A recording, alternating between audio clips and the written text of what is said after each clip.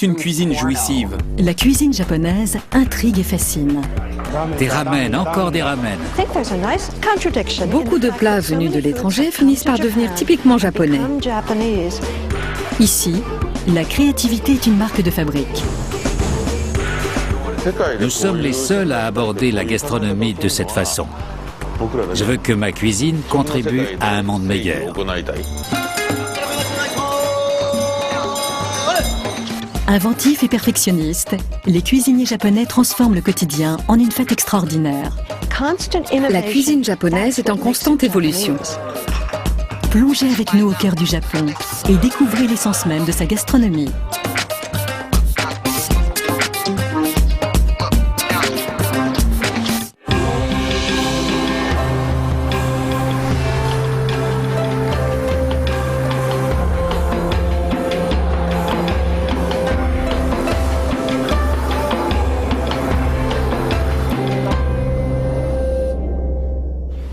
Au Japon, la beauté et le souci du détail sont partout.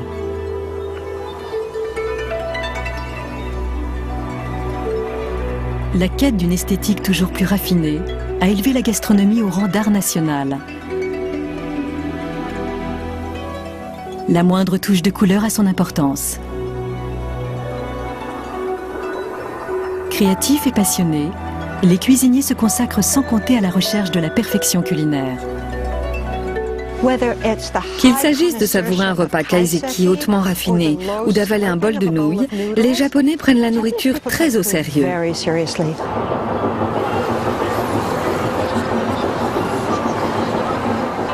Célèbres dans le monde entier, ils sont les emblèmes de la cuisine japonaise. Les sushis, beaux à regarder, délicieux à manger. Réalisés avec les meilleurs poissons du marché, ils reflètent un perfectionnisme sans compromis. Cette recherche du sublime s'appelle le kodawari. Ce mot n'a pas d'équivalent dans notre langue. Il signifie à la fois obsession, passion et perfection. À lui tout seul, il symbolise la gastronomie japonaise.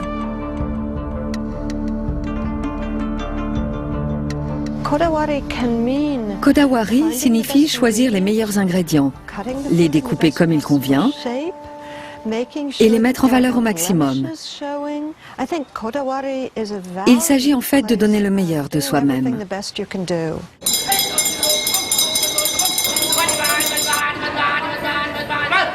Chaque jour, les cuisiniers de sushi se procurent leurs matières premières dans l'énorme marché aux poissons de Tsukiji, au cœur de Tokyo. Plus d'1 millier de grossistes viennent y négocier leurs marchandises. Ce marché gigantesque propose plus de 400 espèces de poissons et de fruits de mer. Chaque année, il s'y échange l'équivalent d'environ 4 milliards d'euros. Les habitués arrivent dès l'aube dans l'espoir de mettre la main sur les plus belles prises. Le thon rouge est particulièrement recherché.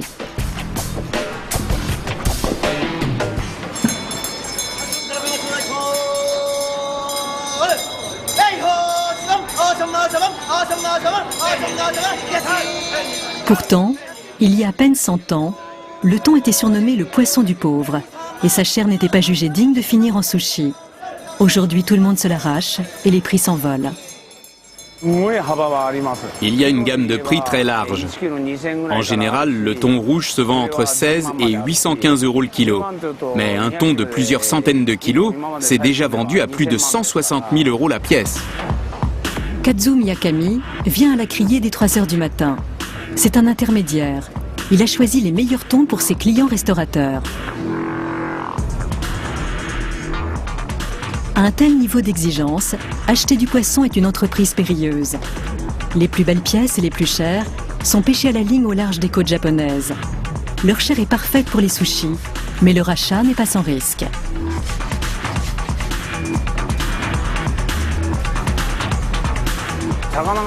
Parfois, la ligne vient frotter contre la peau du thon. À cause de la friction, la chair chauffe et devient floconneuse.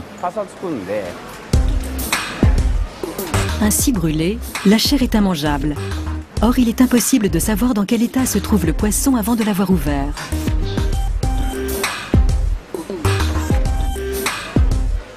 Apparemment, celui-ci est intact, mais les effets d'une brûlure peuvent apparaître plus tard.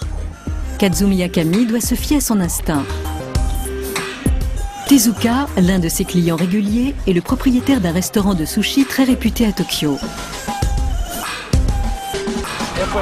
Son fils Yoshi l'accompagne. Je reviendrai tout seul plus tard. À 29 ans, Yoshi est aussi l'apprenti de son père. Après des années passées en Europe comme moniteur de ski, il est rentré chez lui pour se préparer à reprendre le restaurant familial. Sa formation est longue et difficile, car la confection des sushis est loin d'être une science exacte.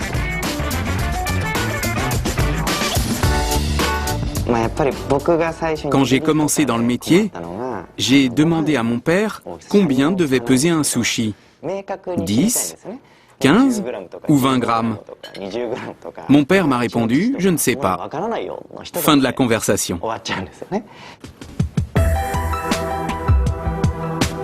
Il n'existe aucun manuel, aucune méthode de fabrication officielle. Seule l'expérience compte. C'est une forme d'artisanat sans concession.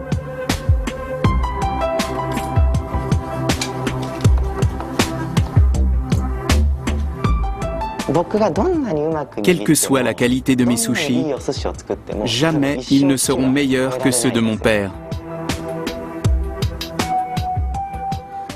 Ça manque de rigueur. À quel niveau? Ils ne sont pas assez nets. Ils sont penchés. Ils doivent être impeccables.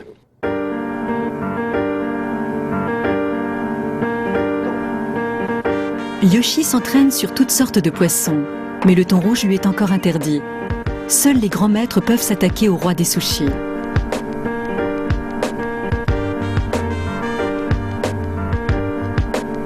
Sa confection reflète le perfectionnisme japonais poussé à l'extrême.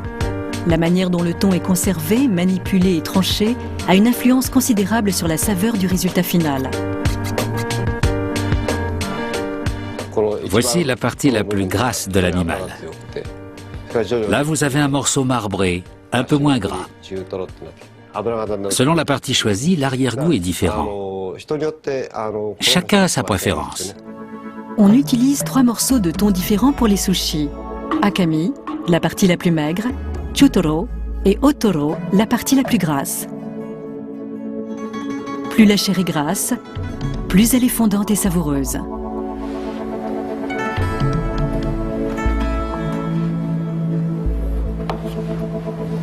Yoshi sait qu'il ne touchera pas au thon avant que son père ne prenne sa retraite. En attendant, il affine son talent à ses côtés avec patience et humilité. Il ne se contentera pas de ce restaurant. Il a de l'ambition. Cet établissement changera le jour où il en deviendra le chef.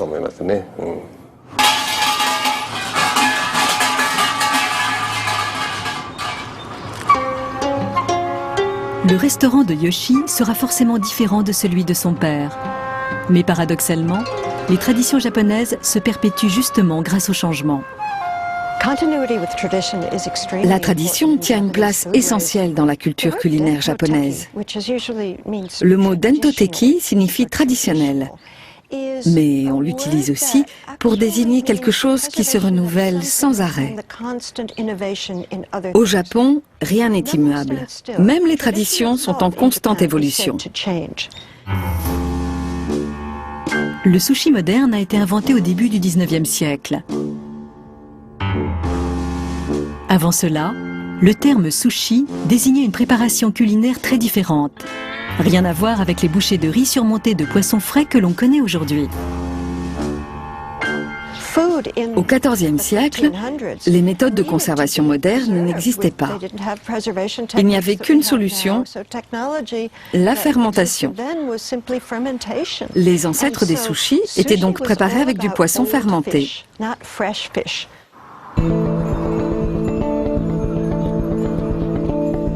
Seule une poignée de familles japonaises confectionne encore un type de sushi fermenté appelé funasushi. Ainsi, les Kitashina perpétuent cette tradition depuis 18 générations.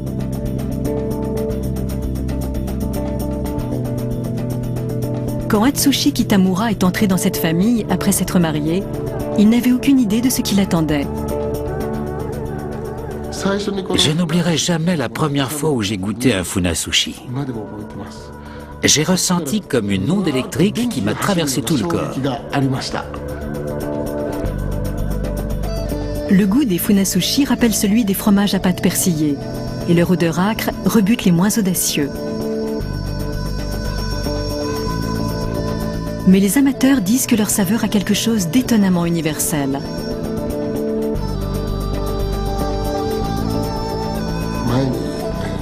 Des Français nous ont dit un jour que les funasushi avaient un goût étrangement familier. Alors qu'ils venaient d'un pays très lointain, ça leur rappelait certains plats préparés par leur grand-mère quand ils étaient petits. Atsushi Kitamura confectionne ses funasushi selon une méthode traditionnelle. Mélangé avec du riz cuit, le poisson est tassé dans de grands tonneaux en bois où il fermente pendant 2 ans.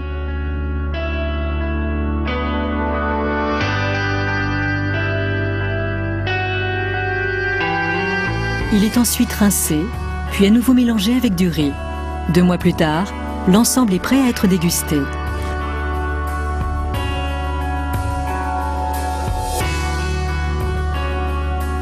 L'évolution des sushis illustre bien l'inventivité de la gastronomie japonaise. Cette cuisine en perpétuelle évolution sait se montrer ingénieuse et innovante, des qualités qui caractérisent le Japon d'aujourd'hui.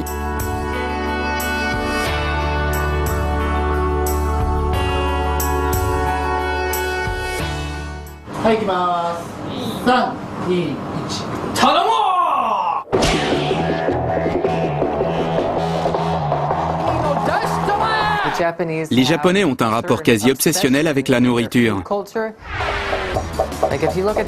À la télévision, les émissions culinaires prennent autant de place que les séries policières aux États-Unis.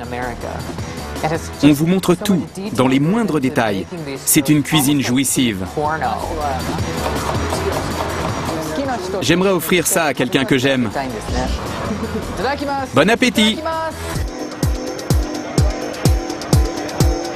Au milieu d'un éventail de recettes aussi étranges que raffinées, les Japonais affectionnent tout particulièrement un plat étonnant de simplicité, le ramen.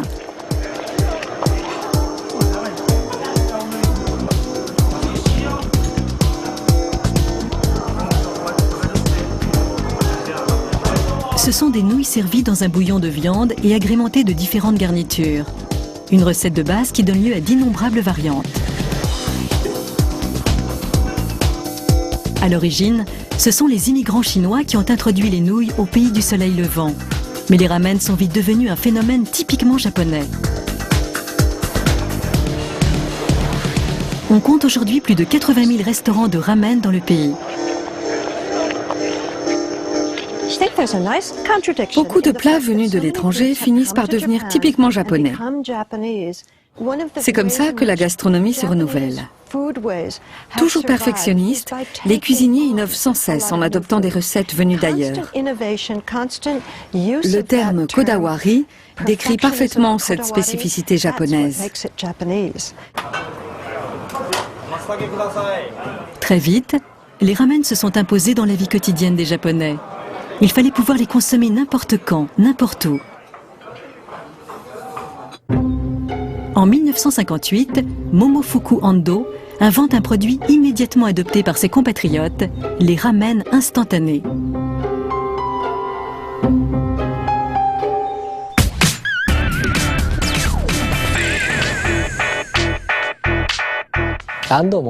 Juste après la guerre, Momofuku Ando a observé les files d'attente qui s'étiraient devant les charrettes des vendeurs de ramen.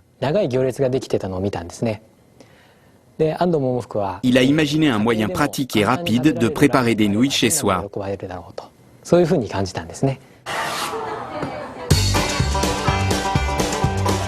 Ces nouilles déshydratées ont rapidement envahi les placards des maisons japonaises. Aujourd'hui, près de 100 milliards de ramen instantanés sont consommés chaque année dans le monde entier. Pour assurer le succès de leurs produits, les industriels n'hésitent pas à l'adapter selon les goûts de chaque pays.